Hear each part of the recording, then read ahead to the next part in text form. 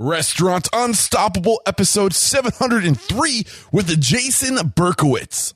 And with excitement, allow me to introduce to you today's guest, Jason Berkowitz. My man, Jason, are you feeling unstoppable today? Unbelievably unstoppable. Yes, I cannot wait to dive into your story, and I know it's going to be a good one. Raised in Cleveland, Ohio, Jason Berkowitz is a hospitality veteran dedicated to team development and operational excellence. Jason credits his psychology degree from Michigan State University for helping shape his unique approach to hospitality and team management. His career spans more than 40 restaurant openings, from fast casual to fine dining. He's held a number of posts, including VP of Operations for Umami Burger and COO for Takaya Organica. I don't know why that's hard to say. Tokaya Organica. Takaya Organica. Today, Jason serves as CEO and founder of Arrow Up Training, a stylized anti-harassment training and supervisory coaching program for restaurants. Obviously, we're just scraping the surface. I cannot wait to get into your story, but let's get that motivational, inspirational ball rolling with a success quote or mantra. What do you got for us? You know, I thought a little bit about this because it's the one that comes in and out throughout the years, and some people feel it's a little direct and harsh, but the truth is, what's worked for me is show up. Yes, dude. Show up. I love it. Ain't nothing to it but to do it. Just keep showing up. The hustle is real, and that means show up for your team. Show up for yourself. Sometimes it means don't show up. You're not in a good place. You're sick or something. But how do you take care of your team? Yeah. How do you call out? Yeah. How are you taking care of everybody around you? So really, show up. The hustle is real. And it's where the hardest part is just showing up, right? When we think about the thing we have to do, that's something that we've been putting off, right? And we're like, oh, I don't want to do it. The energy we put into just thinking about how we don't want to do it is just not worth. Once you show up, you're like, why was I making a big deal about this? I'm here now. Like, let's just get it done, right? Many more times than not, I've grown, I've learned, I've succeeded. Something happened because after I second guessed it for some minute, nope, get in the car, get on the train, just show up. Yeah. And that's it. Yeah. So you have a unique entry into the hospitality world. Probably my first, and I'll let you share how you got into hospitality, not really directly within hospitality, but close enough to hospitality. When you think of warmth, generosity, caring, like the family business. Yeah. Like this definitely, like what was your entry into the world of hospitality? So it began, I'm the fourth generation of funeral directors in Cleveland, Ohio. And so this obviously carries through my bloodline. It's the business. It's taking care of your community, really, is what it comes down to. And so hospitality is at the root of it, right? You're taking care of people when they're at their worst. And so you have to put yourself in an interesting position because you have to remove yourself and your ego and everything from the mix, because it's not about you, it's about them. And kind of to dive into this for a moment, I've seen my father, who's an extremely proud man. I mean, extremely proud, a little bit of a temper, but I mean, a loving individual, a great father. But I'm saying not a problem standing up for what he believes in. I've seen him get just reamed by a guest for something, or a customer or somebody we were taking care of for something that was not his fault at all. And I would say to him, how did you, when I was younger, how did you stand there? I mean, the way he blew up at you over nothing. He's like, because it's not about me and it's not about the moment. He's tired. He told me, think about it. Think about where he is. Did he sleep last night? He's at his lowest point. He's burying somebody he loved. He's got the weight of his family on him. Can he pay the bills for it? Right. We need to be there for them. And so kind of to carry it a little bit further, because I think that's what's going to be about tangents in these conversations, is what's amazing is then a lot of the details and how that matters, because in the end, it comes down to the trust. When you're talking about the funeral home, you're talking about a lot of things that people can't see. There's a lot of stuff behind the scenes that people just trust you. Some obvious, some not so obvious. So there was, I remember a moment when, so the cars needed to be cleaned perfectly. And I remember there was a moment one of the cars was a little bit dirty, and it was a hearse, and it was about to pull out of the garage. And I remember my father stopping the gentleman who was about to pull out and say, it's a little bit dirty. And the guy was like, and it was raining that day. And the guy was like, it's raining. No one's going to notice this or see this. This makes no sense. And to my father, That made no sense. In that split second when the door opens and it pulls out, that's the moment of trust. And sure, maybe no one will ever see it, but did it leave the line clean? Did it leave the garage ready to go? Can they trust us in all those details that they can see? Yeah, it's the one of the. I mean, when you're thinking about it, like that's a statement. I mean, it's in the event of a funeral, like that is like a symbolic moment, right? Of like, do we care about this person's like exit? You know? Do we care about this person's exit? Are we taking care of all the details? So that was the start, and that was the beginning of my hospitality. But that also was the beginning of service. I saw it, right? That was the beginning of your name's on the building. Go pick up that tissue that you saw across the floor. How does that make somebody feel? So trust, service, and in the end, hospitality, right? A lot of people have their philosophies. The student and the education of the great Danny Meyer, it's hospitality is how you feel. Yeah. So having the power to remove your ego and say, I'm going to be of service to somebody where they are right now, because it makes a difference on how they feel and I have more power in the moment. That was a foundation that stuck with me that I carry through in multiple times when I find myself digging deep throughout the years to not let go or kind of lose it for a moment because I knew I was right. So the biggest things I'm pulling out of this is that the best way to get trust, or one of the good ways to get trust, is by showing people you care, right? And paying attention to the details and putting the effort in. If you put the effort in, it's a good way to earn trust is one thing I'm hearing from you. The other thing is the importance that reflecting back at your dad, just the value of empathy and the value of understanding where they're at. Like this in a normal circumstance might be irrational, but you gotta put yourself in their position. Like, where are they coming from? And at the end of the day, we're here to serve them, right? That's what matters. I mean, am I missing any other big takeaways, or is that kind of like the gist of it? Incredible. Thank you. Awesome. So what about your dad? I think you talked about your dad just a little bit more. I like to say behind every great restaurant is a great person or people, and we become who we are because of those who influenced us, right? And your dad, did he have a huge influence? There's a lot of reference to him in your book, which I didn't mention during the intro. Please do not sleep with a host, right? Yep. 50 tips. You probably know the title better than I do. Please don't sleep with the host, and 49 other tips for managing a functional and profitable restaurant. Yes. And you mentioned your dad at least one time I know of. Right, a few times. Yeah. Both my parents, my mom and my father, are great influences. I like to say my mother's golden rule, and they're both incredible, incredible people. Hugs, propped me up, work hard, great work ethic and great support. My mother's golden rule is do unto others as you will have them do unto you. My father's golden rule is he who has the gold makes the rules. And it was an incredible, and they're divorced. And so I kind of allude to that, and understandably so. But it was an incredible duality for me to grow up with, because there's that idea of the empathy. And at the same time, the hustle is real, show up, all those types of feelings with, the golden rule. He who has the gold makes the rules. Somebody's putting their name on the deed. Somebody's, there's a chapter in the book, work like you own the place, never forget that you don't. Yeah. And it's respecting the fact that, and for restaurant owners out there, right? If your name's on the dotted line and the deed, the buck stops with you. Yeah. And we need to respect that. And so I loved that philosophy. So from that, though, still comes from the same individual, the story of empathy, all of that. And so what an incredible, I think what I've really learned from both of them is with the love of it, the vulnerability of it, and truthfully, and he's great at this too, laugh first. Yeah. Laugh at yourself first.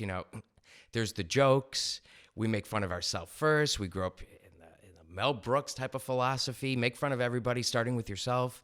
And so my father was a huge influence, especially in business, because he took a family business, then he acquired other similar businesses, grew the business. He shrunk our living at a particular point, so he went into growth mode. It wouldn't be so startup mode.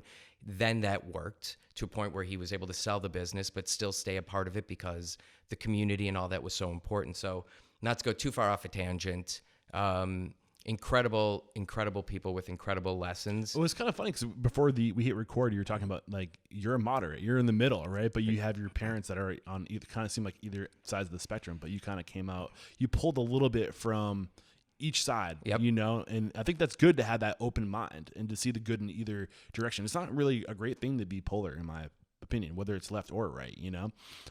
What are your thoughts on that? I think what's really important is to listen and to learn and to absorb. I'm a moderate. Yeah. I'm extremely socially liberal. I mean to say it, and I'm fiscally conservative because I've balanced the books of a small business, and I watched a lot of friends close businesses and helped a lot of friends keep businesses open by looking at it, but looking at the whole picture. And in the end, what you give, you get back. And so both my parents and myself believe that we're all connected. Yeah. It's a community, it's a life, it's a world. What you do affects everyone. So it's about the center of the boat.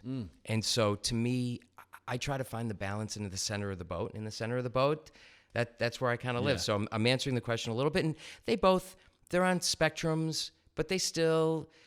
My mom ran a small business too, so she has a lot of those philosophies as well of understanding that you need to take care of your team. Yeah. Because without both of them, without your team, you're nothing. And you want to show your team, you want to share with your team the reason why you need them to work for you, and you need to inspire them.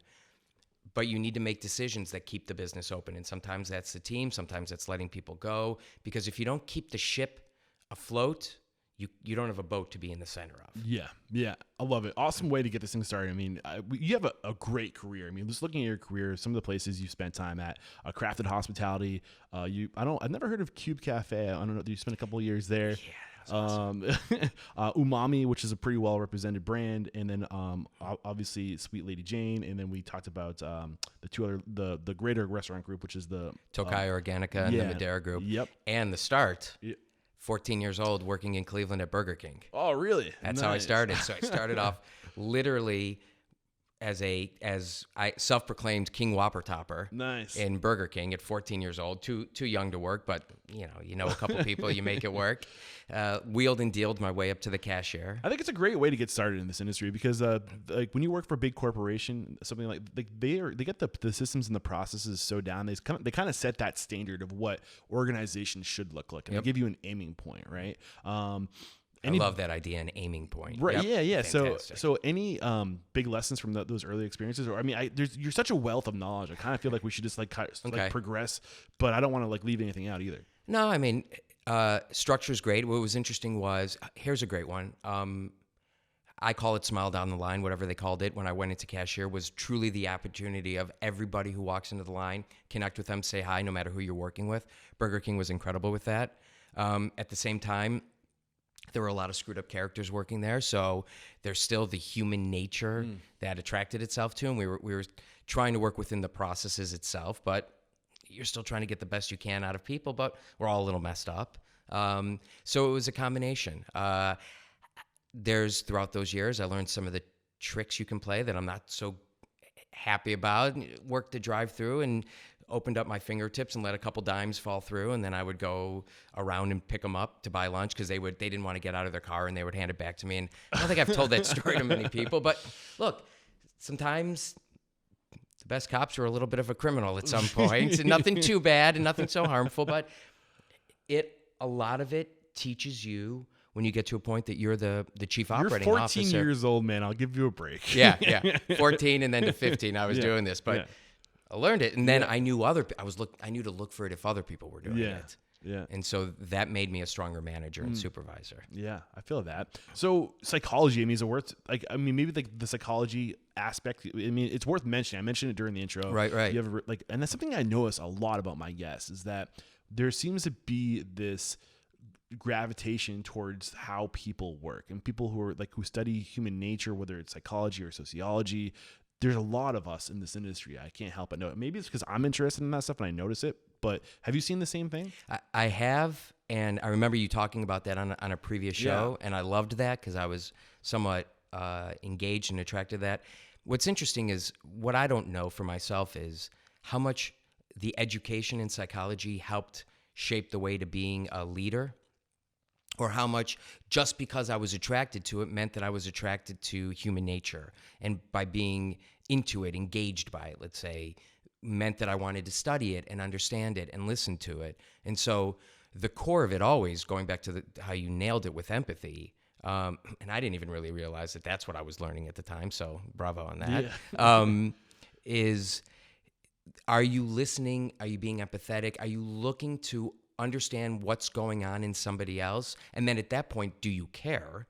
And how are you going to use that information for the greater of the good? I think that's the keystone right there, the hinge. Do you care? Right. Oh, right? Because, I mean, you can recognize this stuff, but it's giving a fuck that matters, It's right? totally Like, because what are you going to do about it once you identify it? Where's your intention? Yeah. So what were the biggest lessons you drew from your time studying psychology that you think you apply to these days?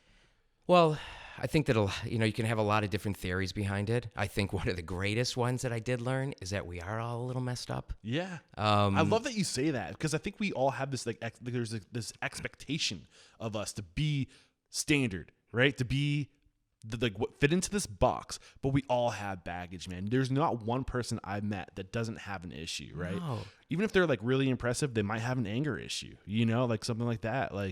And if you come in with that understanding in front of somebody, then you hopefully disarm the moment. And then you disarm the ego, and then you actually get to the root of something that's important. Then you can work on something together. Yeah. So yeah, we're all a little messed up. It's a key to the foundation. It's probably my next book, in some title, in some variation We're all of it. a little messed up. Yeah, so I already wrote I already wrote about 10 chapters, and Nice. the first one is... first chapter 1, sticks and stones may break my bones, but names will screw me up for life. Yeah. Surviving the playground. Right. And so understanding how much the playground influences all that we're doing, and we're trying to overcompensate, and where we're going and all that's happening with it, that's a lot of the lessons that I took away from school and education, tying it back to that, as well as some of the books, as well as I met some of the most incredible teachers. I went to Michigan State University. I had some incredible psychology teachers back in Cleveland, Ohio, Beechwood specifically. Is Michigan State in Ann Arbor? Is that? No, that's U of M. Okay. There's a big rivalry there. We've ended this How interview. dare I? Yeah. How dare I? Well, the joke is, and I grew up in Ohio, so Buckeyes. Ohio State and Michigan are a real rivalry. Okay. Michigan State, and it's grown over the years, but during the time when I was in school, we tried to create at Michigan State more of a rivalry with Michigan than there was, whereas Ohio State and Michigan was the real rivalry. So, no, we're East Lansing, Gotcha. Michigan State. And so they had an incredible, your educators get you going.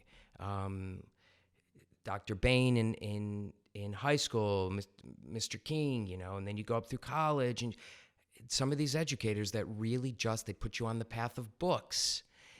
And a lot of it, you just find great people, and maybe that's some of the greatest thing that I found was these great minds who also were engaged and studied and educated in psychology, and then they helped form my brain and my life, and my empathetic lens.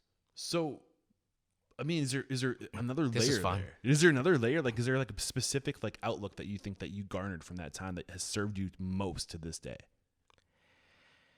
I think that's a great question and hard to answer on the spot. People are like, I wish you would send me this question. I'm like, I don't know the questions until I have them. Right. No, I think I really got into Freud. Okay. Here's what's great, right? So Freud is the whole psychoanalytic theory. Yeah, rewards basically. Psychoanalytics. You go for 5 years. What's the subconscious? Your id, which is what you want. Okay. Your ego is how I'm going to get it, and your super ego is should I get it? And what was really kind of cool was I really got into Freud, and that if you wanted to, there was this theory that if you had a problem, you would go deep into psychotherapy, into the root of it eventually, and uncover it. And once you uncovered it, the symptom, you would realize the cause of it. So, the cause of it. And then at that point, you would release it. And then there was Albert Ellis, which was somewhat, and forgive me, God, for those that are really studying it, this is years and lots of drinks and some joints and stuff like that along the way. So one was cognitive, of how you consciously think of something and handle it. So it's a bit of a battle. Then you've got Jungian, which is the collective unconscious. So bringing this to for a quick moment, what's interesting is I was really into this theory as I carried over that you needed this deep psychology, and I myself have gone to years and years of psychology, and I think it helped. Product divorce, this and that, and for whatever reason, Woody Allen, watched some of that growing up, felt I needed it, but more and more I started to come into the play today, which is how much do you need to go backwards, and how much do you need to just focus on the breath, move into the moment, and work on traits that as you find yourself starting to react towards the past or things that are triggering things, work on techniques to let it go, breathe, and kind of move through it in a Buddhist sort of present moment. Now, I'm going to be very careful to say there are many people, whether there's synaptic firing, which means there's chemical imbalances, they absolutely need that. I'm not saying anything against that. I very much believe in that. I'm not to say that some people don't need to go deep into the past, work through trauma, not touching that one. My own journey, I came out of school very much into a psychotherapy way. And throughout the years and through my own journey, my own healing, and through conversations with my mom, who was great about how much do you need to go backwards and how much do you need to just, I'm not coming from trauma in my life, so I'm careful to say that and respect that. I'm just an analytical person, so I am too. I think that's why we're geeking out right now, because I love this shit. But I think the big things I'm pulling from you, what you drew, and how this experience in college has influenced you, is first with the whole Freudian thing, knowing that people want things, right? They have desires. So what do they want? How can I give that to them? How can I reward that? Like, how can I tie into these inherent desires, right? Am I making too much of a leap there? Nope, keep going. And then the second part with the whole consciousness, the psyche, what's the word? Cognitive part is that we have control of our consciousness. We aren't like other animals that are more reactive. We can detach from that reactive nature to say, whoa, what's going on here? Like, let me assess the situation. Let me get external. Let me think about this. Let me choose my destiny. Let me choose not to let my past affect me and to focus on the future. It's kind of the summary of what I'm pulling from that. Yeah, and it's not just like I choose. You have to do techniques. You have to work on your breathing. You have to work on your exercise. You have to take care of yourself. So to kind of tie it in, to show up, part of showing up is saying, all right, if I'm going to do this, I can't just flip a switch and make it happen. I need to take the effort. Did I drink enough water? Going back to the moment of the empathy of my father, what are we doing to take care of ourselves, to put ourselves in the moment that we're not going to be influenced by exhaustion, by not eating right, by not taking care of ourselves? What environment are we putting ourselves in? So a lot of times as managers, we have an opportunity to take that extra drink because we need to do it at the end of the night to fall asleep because the day was insane. We're finally starting to work this into the restaurant. Well, right. Yeah. I'm pulling on the thread with you, and want to keep this going and not just enough about the past story. But show up is also, sometimes it's hard to say, I don't want another glass of wine at the end of the night because you need that time to decompress. Yeah. It's about saying, nope, I'm going to go home because I'm going to show up for my team. I'm going to put myself in the right. Then I'm going to be able to choose health over tantrums, right? I talk about have technique, not tantrums in the book. And you try to find yourself to say, why am I shouting at something? I need to take a moment because what do I want out of the moment? Well, what am I doing to put myself in a position that I can bring my best version of myself to the moment? Psychology, tying that all back into today, it's the understanding of all of this, that what do you have control over and what do you not, and what are you doing about it? It's the understanding that my actions have a result, and I can completely choose where I put myself by being aware, right? And the victim isn't cute. And again, I'm always careful on these points because I've worked with a lot of people. So shed it. You have the power for today, for tomorrow. What am I doing? How am I taking care of it? Show up, move forward. Let's go. Yeah. I think we're at a good spot to take our first break to thank our sponsors. We'll be right back. This episode brought to you by MarginEdge. Never deal with a paperwork nightmare again.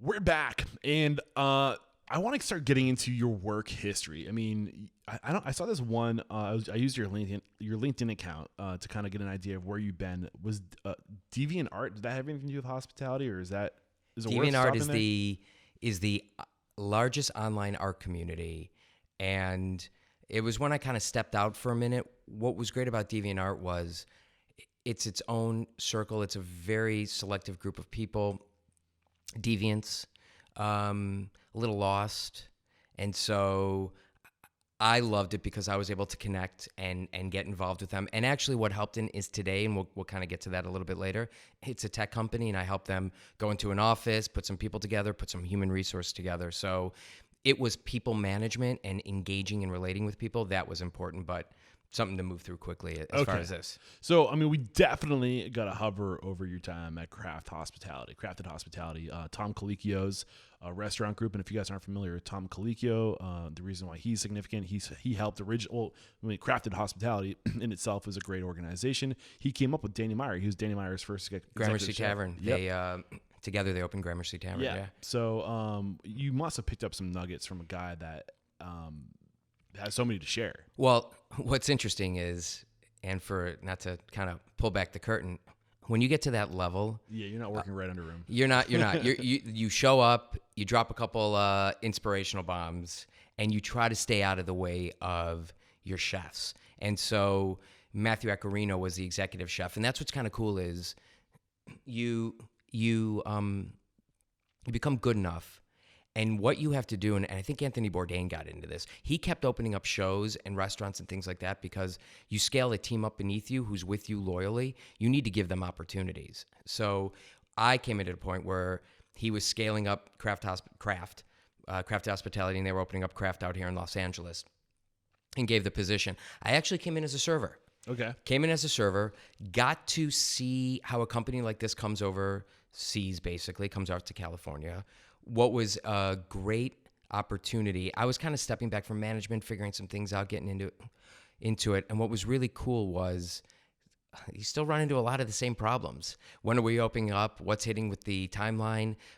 Who's managing construction? And not to call them out on it, but they ran into some of that. Yeah. Well, and I think that's natural with every restaurant group. I mean, even the best struggle, even the best seek help from consultants. Right. You recently, I don't know if you're allowed to talk about some of your clients. Are you allowed to talk about some of your clients? Well, I think we're just going to talk about it. And you recently just came off of helping open the Gucci. Got to work with the maestro, Massimo Bottura, Chef Massimo Bottura, and legend. Gucci in Gucci Osteria, and they just opened up their first United States restaurant. They have one in Florence. They opened up United States. Gucci brought myself and one of my consulting partners, Mark Laval, in, and we helped them transition from Gucci, which is a retail organization that was wise enough to say, we don't open restaurants, it's in the United States. They brought us in, and we helped take the team, open up, and hand the ship off, and they're just coming out of soft opening right now. So I've had the pleasure to work with incredible people. But again, here's what's cool. Massimo grew a team. The team then put the menu together for Massimo, and then with Massimo, and to be there and to have them taste and inspire and teach and educate and talk about how food needs to be pretty and feeds the soul, and it's the biggest act of love, and the demand for, or the command for perfection, and how you're getting it, and to inspire people.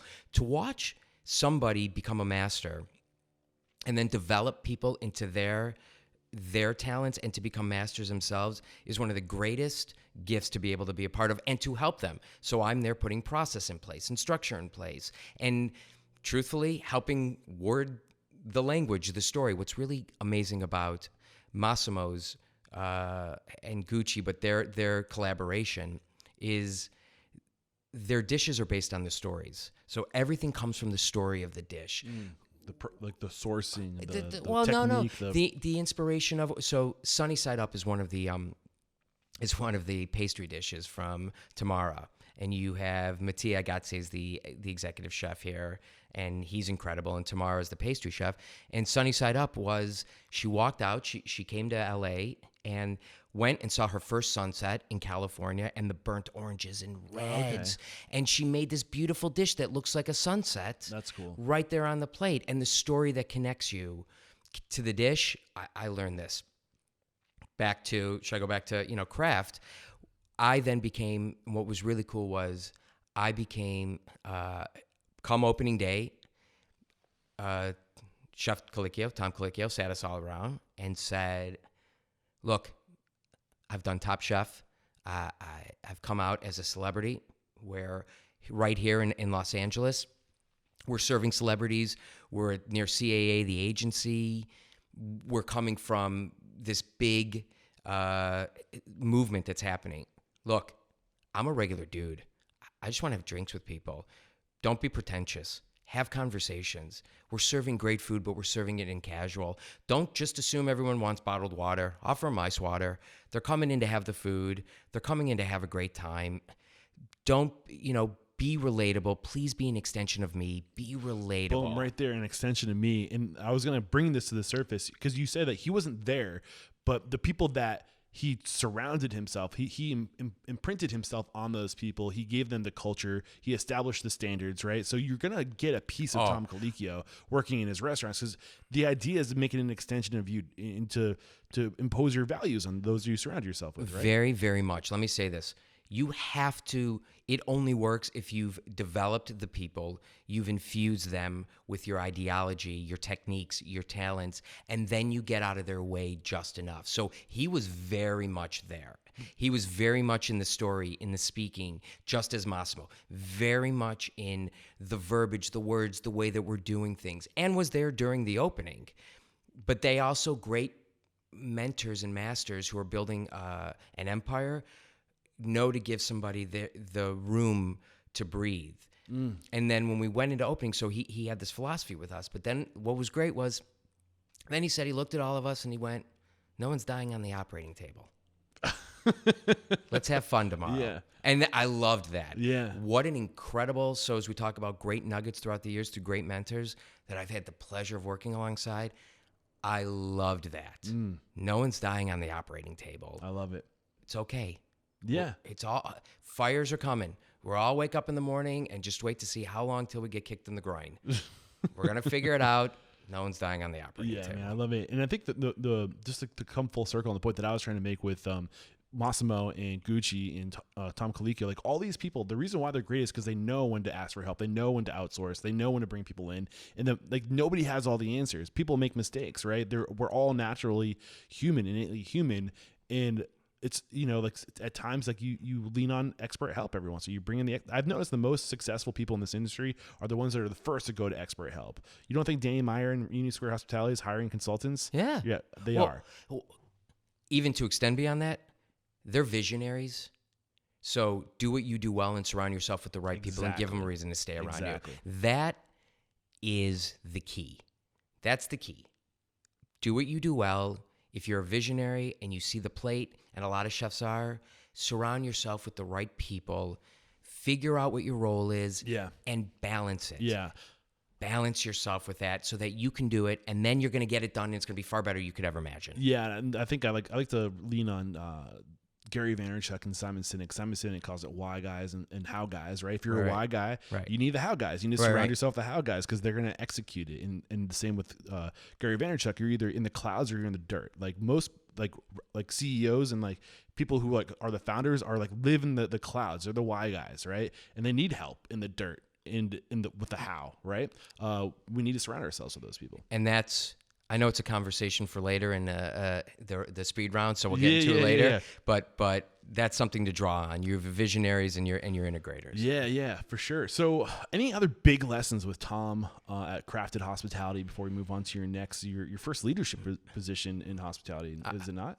Yeah, because then I moved to wine captain. No. Well, your management. I was management before in Detroit. I was management at 16 at the local coffee shop. Damn. So I came in and took over and flipped everything around. So I'd been management throughout the years. I just kind of wanted to take a step back and get onto this ship and watch it grow. The beauty, the attention to detail. So the lighting was perfect. and this is all. It's all crafted. Yeah, talking about craft. The lighting was perfect. The food was incredible. The wines. What I learned from surrounding myself with David Lusby was the somm there. Insane. The style of service, the captain style of service. Let's break this down. Talk about lighting. What was it just how they lighted? What did they do to make the lighting on? So that was about a time when the Edison bulbs were just coming into play. What are we talking about? 2008. Let me give you 2006 to 2008. Yeah. Okay. Great. So, that's when Edison at least was hitting out here. Maybe there was somebody could be listening and be like, "Man, I had Edison," and like, sure, absolutely. But it was starting to kind of take over. And what that Edison is, that soft, beautiful glow. And you saw the rawness in the bulb. It wasn't covered. It was, the pin light was there. It was beautiful. I remember there was this beautiful, dignified lady who was there, and probably, mid 80s, let's say. And we'd gotten to know each other, and she'd come back and she said to me, "Do you know one of the reasons I come back?" And I said, "It's incredible here, the food, of course." And she said, "First you're, and it was fun. And this isn't about me." She said, "But the real reason, the lighting." And she said, "I always want to look good for my date." And her date was her husband that they'd been married for over 50 years together, but she always wanted to look good for her date. Nice. And I loved that, and I really took that to heart of how important that was, the little details. So it all came together. And one other point. And this is kind of interesting for those who like wine out there, for the listeners like myself. I was coming off of a steakhouse. I was working, I was part of Mastro's. I'd previously been in Smith & Wollensky. We're talking bold, we're talking big, we're talking California. And I'd come off that type of world. And moving into craft was much softer, European, subtler. Even in the United States, Willamette Valley, up in Oregon, softer, lighter. And so I'd really learned the power of finesse working with the whole organization, Colicchio's whole organization, the power of the finesse in the dish, the finesse in the wine, how you have to lean in and listen to what's going on. And look, here's something kind of fun. I remember I had a great, you learn a lot from your great GMs, and this was in a previous role, who was a big wine drinker, and he taught me, and we're kind of going off, but coming back, he said, California wines are like prostitutes. Here you go. This is what I got. Here it is. Let me show you what I got. And he meant Napa. Napa was big at the time. I think Central Coast California is softer and subtler. And he said European wines are like a lady of the evening. A little softer. You got to work. You got to listen. You have to buy a drink. You have to pay attention. And I loved that analogy, because sometimes you just need a chewy analogy like that to land and to understand it. Yeah. And I got into it, and I was like, oh.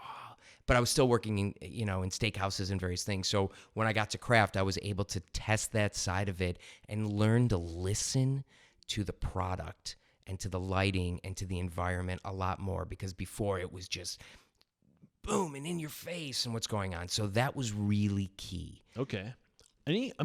There's so much to cover. I feel like we're still early on in your career. No, you're doing great. I'm loving all the conversations, but I also don't want to cut you short. Yeah. Like you eventually spent 2 years from 2009 to 2011. I'm loving what you're giving us, by the way. This is gold. 2009 to 2011 with Cube Cafe. And then we also obviously have to talk about 2011 to 2013 with Umami Restaurant Group. Right.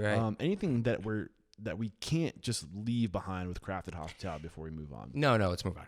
Okay, cool. So why move on? You're with a great restaurant group, tons of opportunity with this group. I'm sure they're opening restaurants. If you stuck with them, you could have probably grown with them. Why move on? Because I was ready to run my own ship again. Okay. And I had a lot of theories. And so Cube was the opportunity. It was my favorite place. It was a little restaurant. Anyone who knows Cube that was in LA, it was the greatest date spot. Cheese and salumi. The owner had Divine Pasta, which is for Trader Joe's, your truffle pizza and all that stuff that we get and we love comes from him. And this was kind of his playful world. And the dish was great but the service, and there was an opportunity to actually improve the business. I could tell. And so the food was incredible. Where are you in your career right now? Who are you to come in and tell this guy to help him improve his business? Well, there's a couple things in between, which was I'd gone from that. I went over to got pulled over to Katsuya, part of the SBE group, to help them open. I helped them open a little bit. People were saying to me, okay, are you ready? Come on. Like, what are you doing? And respectfully so, I appreciate that, was that people were telling me, get in the game, man. Come on, you used to be a manager. You're learning. You're at your stuff. It's time to grow. And at that point, I said, okay, I'm going to lean in and really do this. And it was a hell of a 10-year trajectory at that point. Mm-hmm. So from that point, I went to become a morning manager at a place in LA. Was there for a little bit. My whole goal was to transform their service in the morning, which I did, and then quickly left because it was a 5 a.m. job, and took the job for Cube. And that's what it was about. So Cube, then, I'm going to come in. I'm going to help you get an incredible write-up at the LA Times. I'm going to help you do what you want to do. I'm going to give you 2 years. And this was my opportunity to test my theories as a leader, my boot camp. How do you engage people? New school style, old school respect, which is kind of a statement of mine. This started at Cube because I'd come from the old school ways. I'd come from the steakhouse. But it was time for me to say, thank you for showing up, not you're welcome for having a job. And so, let me grab a little water real quick. Yeah, do what you so, you got me going. I'm excited. No, please. Lube up. And so, I wanted to test the theories. And I had actually had a reservation at Cube. It was my birthday spot every year for 3 years. And the first thing I did was canceled my reservation because I ended up working that week, and kind of, I don't know, just didn't want to do it there at the time. Now I was the new boss. I was the GM. And so Cube was formidable years for me to test my theories and go to my own boot camp. And it was amazing. What were the theories? You said the old or new school ways, style, respect to old school ways, or something. New school style, old school respect. So part of it was really the way that you engage with your team, saying thank you. I mean, I get into the book. We'll get into that a little bit. Is so you're not talking about so much service style as leadership style. Well, there's two things. One is leadership style, absolutely. So how are you engaging your team and getting them to work for you? That's it. The other one was service style. I started to feel that there were these. I'd come from diners, Burger King, fast casual. It wasn't really fast casual at the time. Full service, and I'd come from these environments, and I had a theory that you can sum this up and have a great style of service if you just take care of these 20 tips. So the way that we run in bus, hold the glass the bottom 50%, the way that you talk to the guests, the way that you talk about food, the way that you serve, hold the plates. Don't worry about serving from the left or the right unless you're choreographing with somebody else, and that's important. Just keep your hands and your body out of the customer's way. So there were also steps of service that I was testing that was going to grow into what is Arrow Up today. So you're basically taking the 20 elements that you see at key as to show that you care enough to do it a certain way, that you have some type of professionalism there in your craft, right? Yeah. But not to be completely consumed by it, but to tip your hat to it, right? But to put your emphasis on the relationship so much. Well, I don't want to get, that's maybe. Well, to come with your personality and to let personality lead. There's 4 things to great service: personality, product knowledge, efficiency in steps, and table maintenance. Ooh. Should we pull back some layers there? I love lists. Yeah. So wait, start from the top. What was these 4 things again? So what you want to do, and what I'm, for everyone, what I look for and for what I'm trying to do is find these little nuggets that land, that you have takeaways, right? And we're all looking for these takeaways. We want to hear the story. We want to hear how also these little takeaways that we can apply to ourselves. And so I was constantly trying to minimize and simplify what I was looking for to be able to communicate that to the team, that they can then deliver that. And it was a day that I woke up in the middle of the night, and I knew this was my industry because I'm so passionate about it. And I was like, I got it. 4 things. That's it.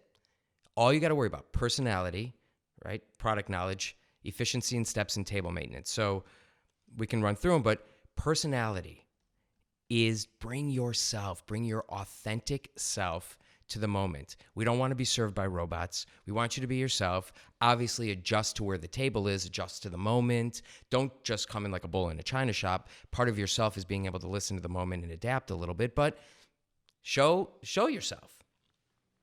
So I'm just taking notes. I got you wanted the first one, personality. Like, and I think this is really true. People can smell like a fraud. They can point out a fraud. They can experience a fraud. Somebody who's going through the motions, being what they're told to be, versus giving some simple guidelines, like the 20 things that you mentioned, like 20 tips of service, right? Right. And then now you be yourself and use these tips, right? And when people show up and they get to be themselves, it's so much more organic. It's so much more fluid, right? And it's a natural thing. And I think people can be more present with those they're serving when they don't have to think about how should I do this in the way the restaurant wants me to do this, right?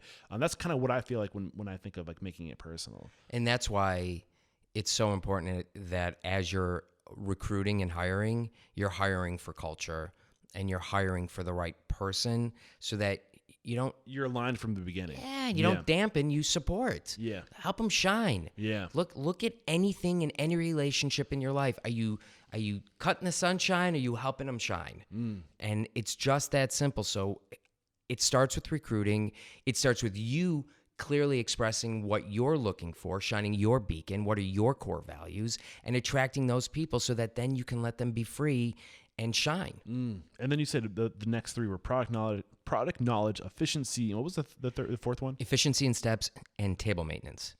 So product knowledge, right? Know what you're talking about. And if you're able to know what you're talking about, then you're connecting the guest to the product. First off, it's amazing over the years. This was not so much 10 years ago as everybody is asking, is there an allergy? Is there a concern? I think that's fantastic. I love that no matter where I am, someone's asking me about allergies and concerns. Great. So know your knowledge, know your product knowledge, but also just know it to be able to connect. You have confidence if you know something. When you have confidence, you're able to have passion, right? You're talking to people who know and love their craft, and they're able to speak with passion because they have confidence in it, in what they're talking about. Yeah. Gary Vee also, always, right? Don't fake it till you make it in that type. Talk about what you know, lean into what you know. So product knowledge, take the time to learn the product. Yeah, take the time to know it. I feel like also with that whole product knowledge, and you kind of alluded to this in your book with talking about Danny Meyer and the connecting the dots. I think in that book he meant connecting the dots with like the communities, the people who know each other in the room. Like when you're looking at the reservation, like put these people next to each other, like connect the dots. Yeah. But also connecting the dots with I'm talking to my guest. I'm going to see things that they're interested in, and then I'm going to connect the dots with what we have to offer. Right? When you know the product, you can better serve and give the guests what they want. And you can tailor the experience to their needs when you know the product. You can tailor to their needs. When you know them, you're able to connect them both to the product, to the environment, to you. And then what do people feel? Welcomed. Yeah, and I think it's important to mention before we move on to the next bullet, it's your responsibility as ownership and management to make sure that your employees know the product. It's not their responsibility. You got to it is there. They have the responsibility to dive into what you give them, but you have to create the atmosphere to make it possible for them to know the product, right? Absolutely. And forgive me, I know it's through the name, but just last week or whenever this will come out a couple of weeks ago it's also your responsibility to set it up that you can set your team up for success. So you want to teach them the product, you want to educate them, you need to give them the information. But if you're going to give them a wine list, you want to give them the wine list that goes from light to heavy body. Yeah. You're going to set it up. So we're talking about setting them up for success. Yeah, you're going to lay out the fish to go from lightest to the richest. Mm-hmm. And so set them up for success, and don't just expect that they're all going to remember this and memorize it. Give it to them, and also present it in a way that flows and makes sense for everybody. Yeah. Take that responsibility. Yeah, be thoughtful, right? So the next bullet you dropped on us was the efficiency and steps. What do you mean by that? So there comes a point when you just take a step back and say, what are my next 3 moves? And at some point it kicks in, you're in the weeds, and you've got to do 10 things. And you just, for me at least, it clicked, and I was like, okay, take a step back. I got to refill table 1 with water. I got to drop a check off at table 2, and I need to drop dessert forks off, at 3. Well, okay, always, what's the first thing? If you got to drop any mise en place off because you just ordered something, that happens first, because dessert can come out in 4 seconds. You never eat mise en place. It's got to hit first. No question. So I'm going to drop that off. I'm going to drop the check off. Then I'm going to go refill water. Then I'm going to go back and pick up the check. And by taking a step back and actually coordinating your plan, you get so much more done. So it's that idea of efficiency and steps. I have driven many a server crazy by being the manager, watching the light on in their head of I'm going out of my mind, grabbing them, pulling them aside, and just breathing with them. And they're like, I'm going to kill you. No, come on. And breathing in, tell me what you got to do. Tell me what you got to do. And then I'll say, okay, great. I'm going to go take care of table 1 and table 2. You take care of table 3 and table 4. Ready, break. And it's the philosophy of a stitch in time saves 9, measure twice, cut once. Yeah. There's a reason a lot of these sayings have been passed down. Yeah. And in anything that you do in any profession, you hopefully come to a point where you learn to take a step back because you're going to be so much more efficient. Yeah. You got to, sometimes you take a step back. The way I think about it is when you step back, you can see more. You can see the big picture, right? And when we were talking, all these like little sayings, right? In aviation, there's a saying for that. It's called being ahead of the airplane.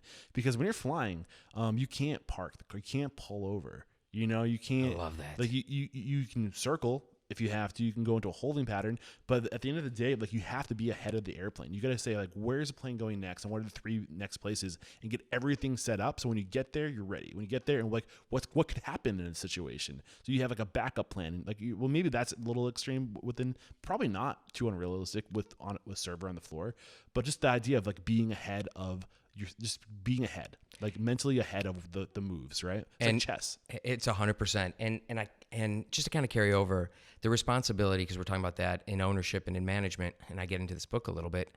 We also have to prepare in efficiency and steps that things are going to hit us. So I have to be as efficient as I can be coming in, because guess what? The Wi-Fi is going to go down. Someone's going to call in. Something's going to happen. And if I assume that 5 things on my plate before I head in are the 5 things I'm going to have to deal with, then I'm not setting myself up or my team up for success. So very much I need to be efficient in my steps so that I'm prepared to handle what's coming, because something's coming no matter what. Yeah. And so it's our responsibility. Yeah, I love it. So the last one you gave us was the table maintenance. What did you mean by that? Come on, right? You see it all. Yeah. Everything happens on the table, and it's this simple. So, right, here's this simple. Every time you pass the table, what needs to come on, what needs to come off? If you always ask that from yourself, you've got it. What needs to go on, what needs to come off? And so I try to simplify that, because the table is the centerpiece, and it needs to be clean, and it needs to look good. And it's just an incredible opportunity to be able to show people to trust us and we care. And that's all we're looking to do. Well, it's one of the things we're looking to do, is constantly look for reasons to show people that they should trust us. I will walk in, and it kills me to watch the table maintenance. And I will watch managers literally talk to guests for 10 minutes and not see that the water needed to be filled, and not take care of anything like that, because their eyes. That's how you read the room, with the body language, and then what's the table saying to you? Where are they? Like it's telling you everything. Yeah. So table maintenance, it's the centerpiece, and the clutter of the table is how the guest's going to feel. Yeah. How organized they'll feel. So it's just that simple. There you go. I'm curious, where are you on the pre-busing rules? Some people say, if the plate's empty, like take it away. But some people say if you have to wait until both plates are empty. Where do you stand on that? A beautiful, elegant, elderly lady told me years ago, don't ever let a lady eat alone. In which case, don't take the plate if she's still eating. I loved that line, and I'm all into the modern world, and I struggle a little bit through. You go through gender equality and all that, but still to be mensch would be a term, a good person that wants to make people feel good in tradition. So that's the first thing. But I think pre-busing is important. I think it depends on the experience. If you go to fine dining, try to take it all together. Really look to the elegance of the choreography of the moment. So I think it's situational. I think it's fully situational. If somebody puts a napkin in their plate, get rid of it. Yeah. Right? If somebody's showing you the signs, get rid of it, because it's a piece of work. It's an art installation, the table. The restaurant's an art installation. I tell everybody who comes and works for organizations that I'm a part of, you're a player in an installation. You have a role to play. In keeping the installation looking good, that's part of it. Whether or not we put salt and pepper on the table or not, that's part of the installation. It's a design choice. So all of this is an extension. So read the moment, know the service that you're looking to deliver, but try to not let people sitting there eating alone, and try to balance as much choreography as possible. I love swarm service. When people come in together and clear a table, serve a table, that's just sexy. Yeah, it's just like so swift and smooth. Yeah. I can't believe we're already almost at an hour of recording time, man. Time's going by so quickly with you. You're dropping gold on us. I'm gonna let you kind of choose the rest of our chart your own course, man. Like, what do you want to talk about? What do you think that you have? I mean, obviously, you spent the time with the umami, with the sweet lady Jane, and the Madeira. Am I saying that right? Madeira the Madeira group. Live and kicking and growing. God bless. Were there areas that you think you grew most as a professional, or key takeaways, lessons you learned? You tried to open your own place at one point, did you not? Well, I've invested in different restaurants. I've been a part of that, and then I went to do my own concept and really shit the bed on the tasting with the chef. There's always that idea of we want to give them enough room, but not enough room to hang themselves, right? And I did. And that's all on me. So look, extreme ownership, I'm a fan of that. That's my philosophy. It all comes up to me. I let that go a little loose, so I didn't open it up. So, right, there's a lot to unpack. I think it's which path that we want to go down, so we can kind of hit some points and see what Which path is going to excite you the most? I love the philosophy of how do you help somebody realize a dream, and how do you help them grow it, and what's your part inside of it? So let's see where this kind of goes for a second, right? Say that one more time. How do you help somebody realize a dream and grow their dream? Grow their dream. What's your role inside of it, and what do you get out of it, and how do you build that, and what are some lessons and nuggets that have landed along the way that maybe we can kind of carry through this. So Umami was great because Umami Burger was and an opportunity to come in as a director of service and grow to helping to take it from 5 to 15, 17 locations. And so that was really cool because Umami Burger was an incredibly cool place that was out the door, right? There were people that were you need to have to be a part of a concept that was literally people waiting an hour and a half a night was magical. So what we had to do was figure out how do you keep the soul in the magic sauce but scale it. And with that, I started to recognize, again, carrying over from Cube, put processes in place, hire right, and let people be themselves. Culture, a lot of people worry about, culture is this magic word. I'm actually trying to find a new word for culture. I think it's farming, right. Funny enough, because it's organic. You want to see how people come together and express themselves. But something that I think is interesting is the way that you can have authenticity in culture, because every location is going to have its own pH balance. It's going to have its culture to it. And it needs to be a part of this bigger cultural brand is you clarify what the branding is, you clarify what the core values are, you hire right, but you put processes in place that allow people to be themselves and to express and celebrate and deliver the culture because you've put these processes and these systems in place. I like the analogy of banks to a river, right? The banks of the river are going to keep you going in a general direction, but within those boundaries, like you can swirl around the rocks, you can go, you can be ingested by a fish, like whatever, you know what I'm saying? Right. Like it's like whatever you want to do, that's your natural path within these boundaries, and like the culture guides them there. That's the way the culture guides them there. Yeah. And what are you filling the river with, right? Are you paying attention to who gets along, what works, and what works, and how are you curating this natural environment and then letting it grow and let it be a part of what it is? It's good, it's bad, all that is. Processes and systems help put the guardrails together so that people can be themselves and culture can drive and grow. And that was really important. And that's something that I learned that I brought to Umami and was really important that I had learned. And I think for everybody that how important it is. What's interesting, here's an interesting thing. Here's something that I learned a bad lesson there. I grew too fast. I knew that. You grew too fast. I grew too fast. Mommy grew too fast. I grew too fast in the positions in the company. Okay. And so here's a vulnerable moment. And I realized that for service to be great, for hospitality to be great, you need to have service.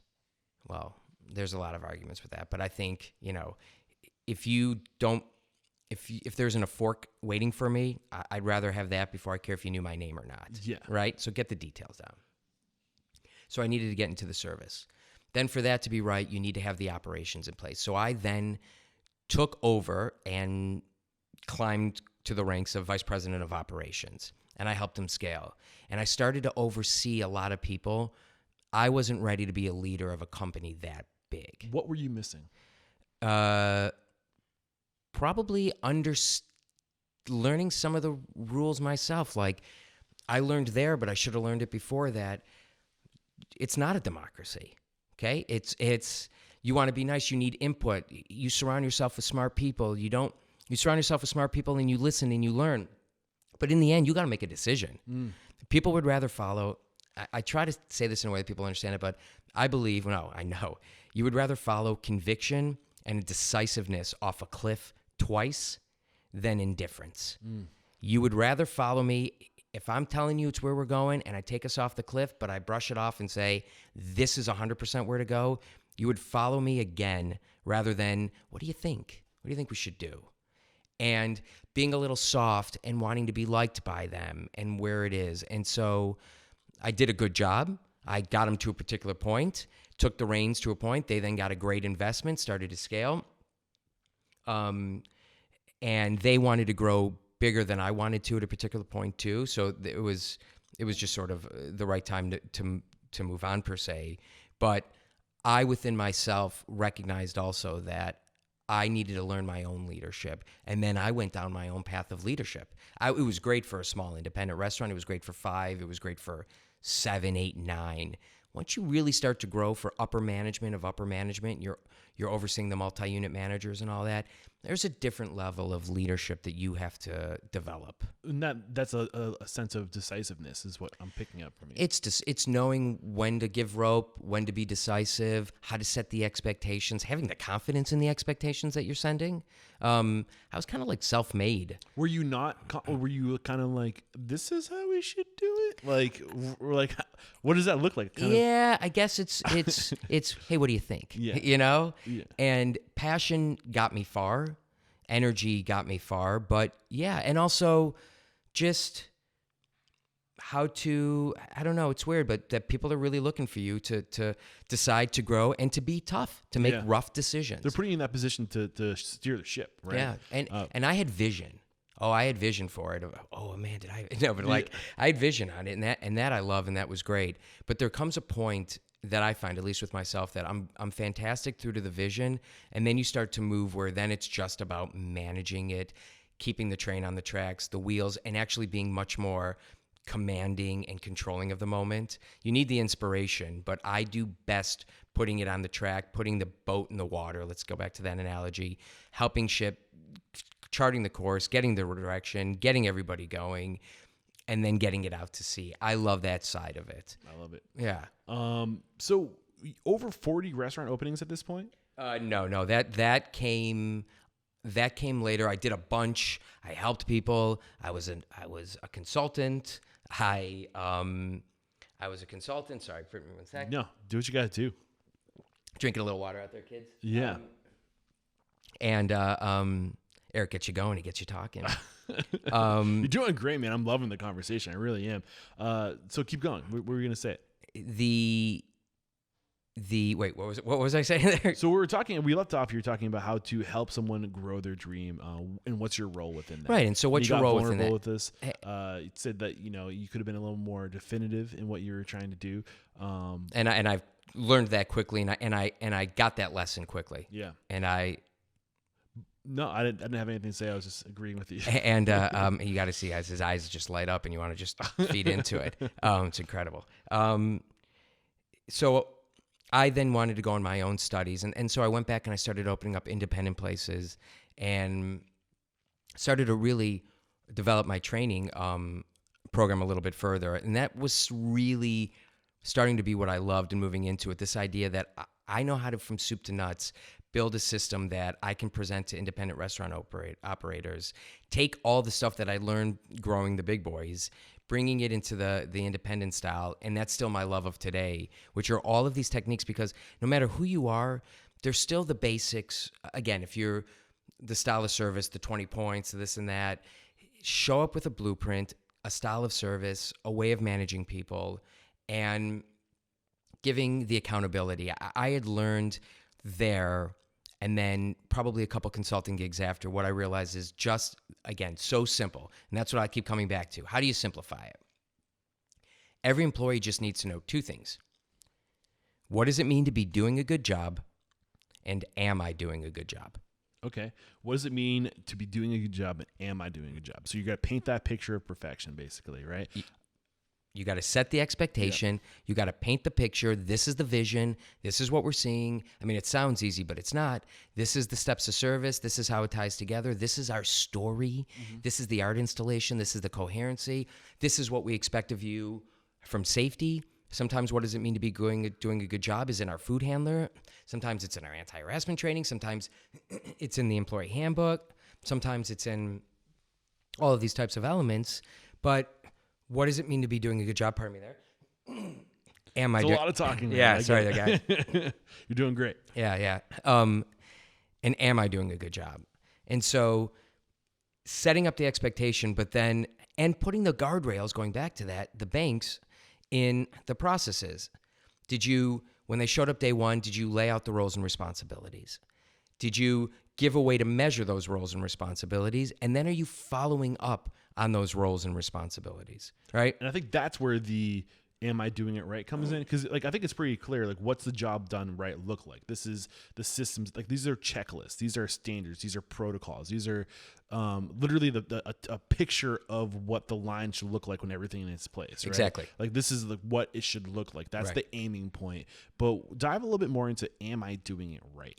And that's a hard one. Yeah. Because you want to have, sometimes it's just as simple as a couple casual conversations. Hey man, great job. I really believe in positive authority. I think if you're a young supervisor, I don't care if you're top of the line. I mean, I walked through as the chief operating officer and partner, and all I would do is dole out compliments that I meant. You know, I'm not there to critique them. I'll have a side conversation with you want to work through the chain of command. You know, you really want to work through the chain of command.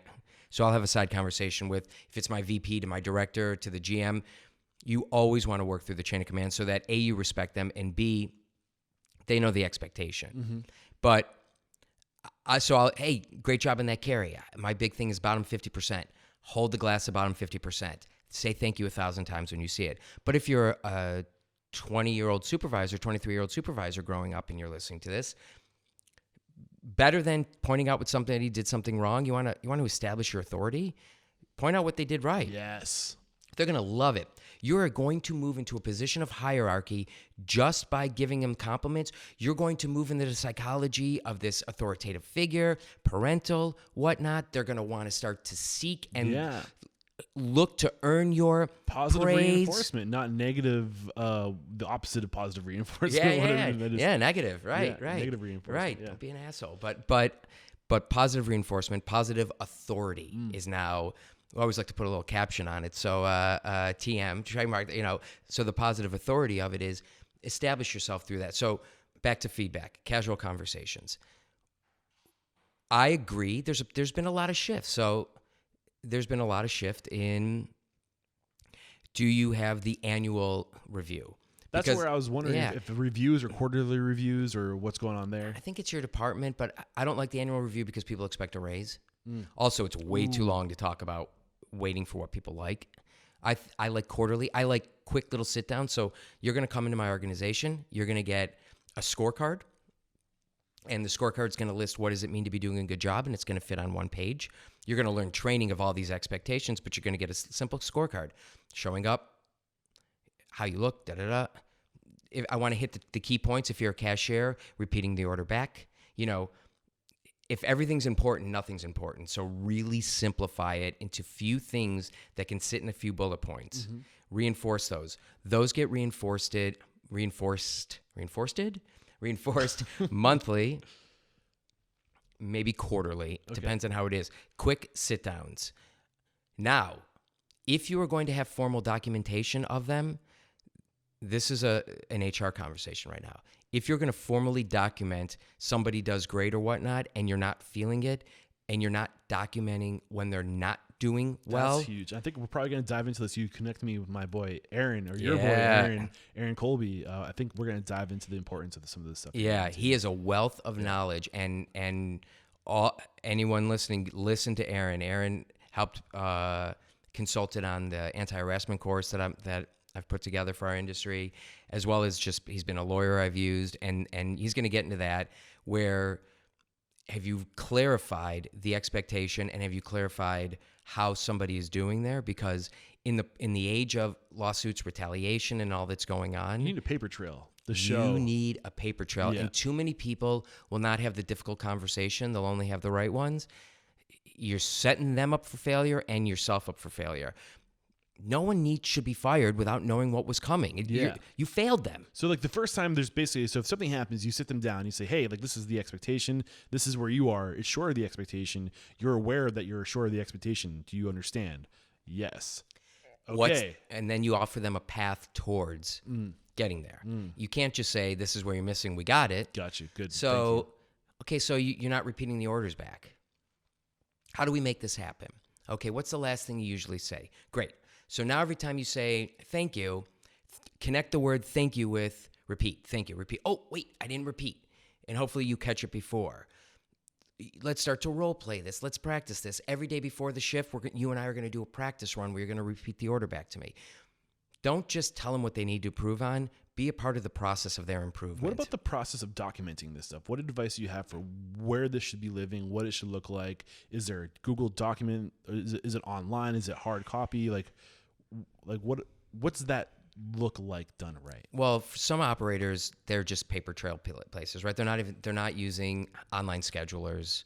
They're just, it's posted in the back, and I respect that. So have a corrective action form.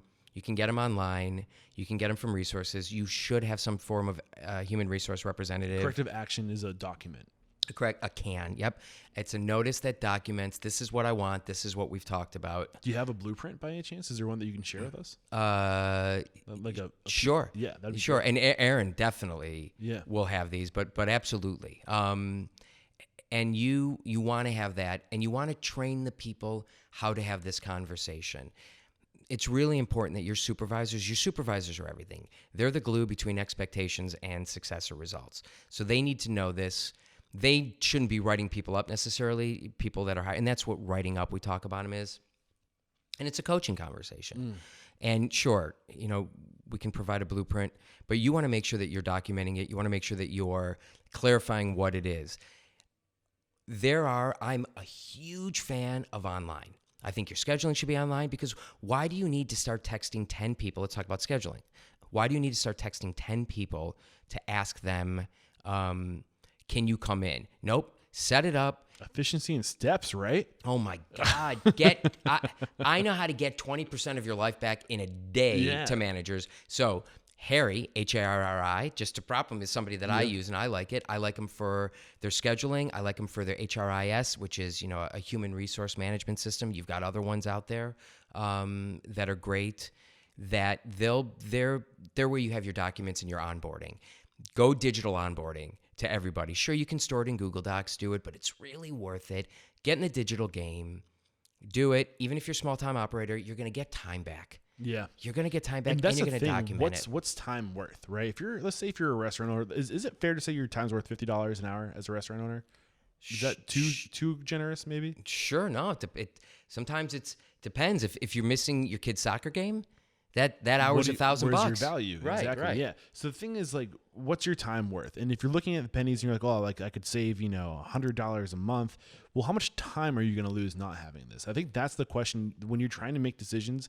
Time is the ultimate variable in my opinion. Like what's your time worth? And if you're going to save that time, and if the time you save is more valuable than what that thing costs, and if you can delegate something easier, right? You can empower your team with this tool, like do it. Yeah. So Harry's the one you recommend. I always love getting recommendations. Yeah. I think Harry's great. Harry's great because they'll work with you independent, and then if you're scaling and growing, they'll be part of the process, and they'll scale and grow with you, and then you can just start to add people. But there's great schedulers out there. There's great HRIS systems, human resource management systems that I love. But get in the tech game. Get in the tech game. It's simple. A lot of your POS providers will have things that'll attach onto it. Get your ecosystem going. Yeah. It's just, and plus, you don't know. So I'm moving into online training more and more because I've built tons of training programs for companies. Here you go. I built tons of training programs for companies and independent companies and restaurant groups. And I'll print them all out and I'll leave them. And they'll pay me good for it. And they'll pay me well for it. And here we go back. And I'll come back in a month or two and it's saved in a Google Doc. And not being used. So like, and they'll have turnover, but they ran out and they didn't print it. Yeah. You know what? Fine. I'm converting my training into SaaS models and into learning management systems for the small businesses so that it's just there and the information manages up. You want to create all the systems, especially as an owner, that you don't have to micromanage down. You've put everything in place that the information manages up to you. What do you mean by the information manages up? Like, break that down. What do you mean by that? Side worksheets. Here we go, right? Let's just talk about the paper trail. Let me take a step back. Culture. I wanted to fit this in at some point, and this seems like a right to do it to not feel too incongruous.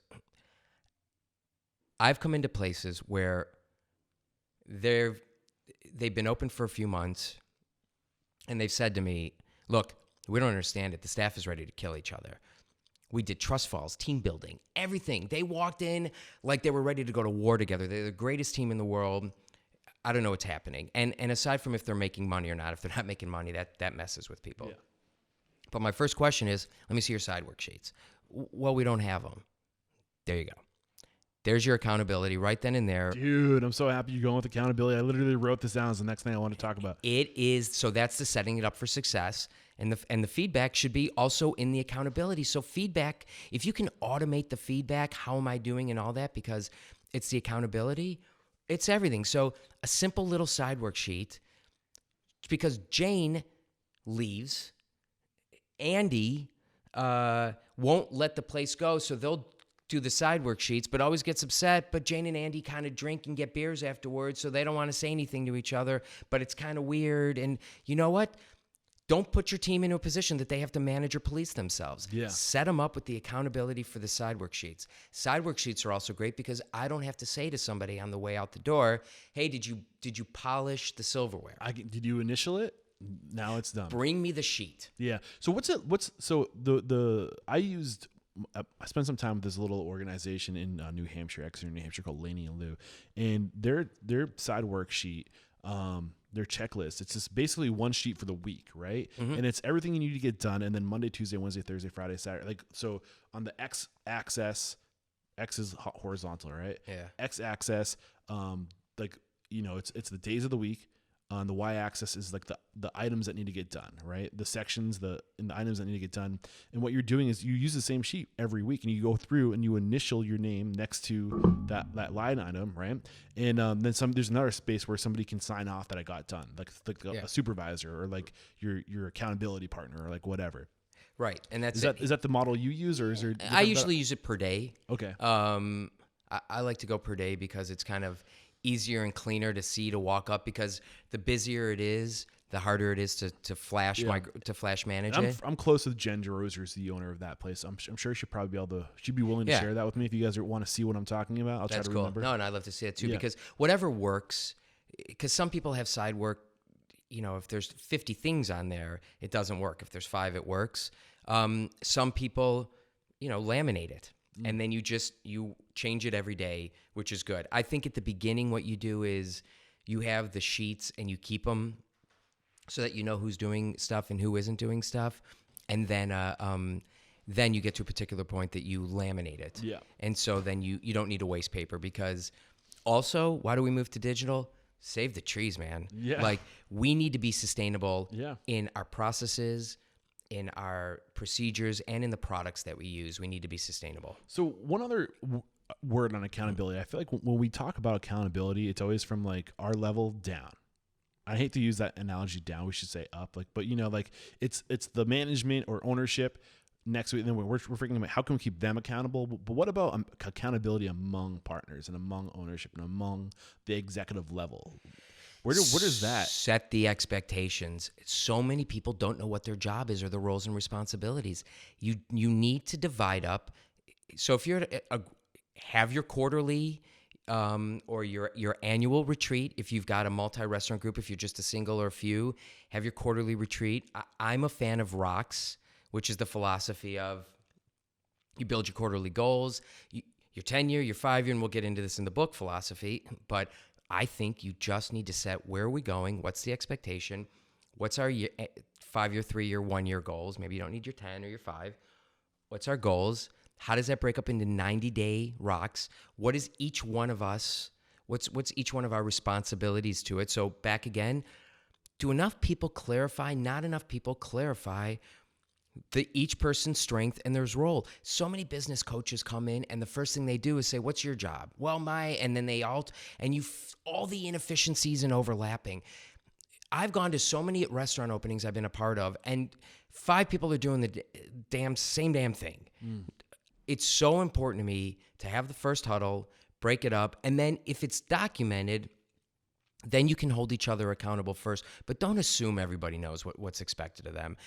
I've gotten in trouble, and I've pissed people off because they're like, "You're structuring it a little too much." You're right, but better to start with that and back off a little bit than to completely come unstructured, because it's not suffocating it. It's not. It's again going to saying, let's put the walls up, let's put the banks up, then we can flow freely and be ourselves and come to rise. So how do we hold each other accountable as partners? We set what the accountability looks like and what the expectation looks like in the first place. So we can meet that expectation and we know it's met, and then our anxieties are gone. Like all the things we're worrying about, we did the job right. Now we can be ourselves. One person's a CEO, one person's a president. Technically speaking, there are differences, right? To me, typically, president looks inward, CEO looks outward, but maybe read a different book. It's a different philosophy. So do they know what that means? Who's responsible for what? Speaking the same language. I think Mario Del Perro got really good into this. He said, like, a culture is literally, what is a culture? It's a series of people using the same words, speaking the same language so they can understand each other and having the same rituals, right? And I think that he broke it down really good. It's a recent episode, and I think I cut you short if I did. No, but anytime you could talk about Mario, right? as we said, whether you're calling it or not, the nice guy finished first. Right. So he's incredible. What he's great at is you have to set what the voice is. Don't expect the people to build the voice. You as the leader, as the visionary, as the person who has the idea, sets the language of the voice, sets the voice through the language and the words that you use. That's really important. But to hear, on my kind, it's what I'm talking about is just it's defining what your role is and making sure we're both clear on it. Beautiful. Is there anything that you did not get out? Now's the time to get it out before we go to the speed round. So much. But this is great, and I hope everyone finds value in it. You've been great, man. I've really enjoyed this conversation. There's been tons of value. I can reassure you. Yeah, that's good. There was another one that was kind of holding on to. No, I think really the biggest takeaway is know where your value lies, know where everybody else, what's expected of them. Make sure everyone's clear on it. Make sure you're having these conversations. Manage things out of your hands. There was something I was going to say real quick. I learned from one of my teammates, employees, that it wasn't, and we were saying this before, and I do want to get this out, it's not we'll get it done. Because I was saying we'll get it done. And I was saying this at Umami.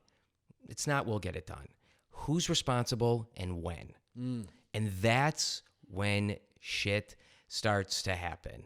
Who's responsible and for when, not will get it done. And so if you have a partnership, if you're in any type of situation, I create critical paths before we go into an opening, and a critical path before every opening and I can share, and before every opening, it's documenting the timeline.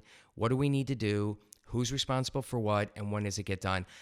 We save millions of dollars and years on openings simply by that one document. So that is a huge takeaway. Yeah, they dedicate a whole chapter to it in the E-Myth, right? Getting the hierarchy, right? And then like writing down everybody's responsibility on that hierarchy and just getting it out there so everybody knows who's responsible for what. Yeah, so huge. And then what they're responsible for is laid out. That's huge. That's going to save everybody millions of dollars, sleepless nights, and headaches. This has been an episode about accountability, man. I love it, and I don't know if it's almost never intentional, like where we end up, what the conversation's about. But there's been tons of value in this one around that subject. This episode brought to you by MarginEdge. Never deal with a paperwork nightmare again.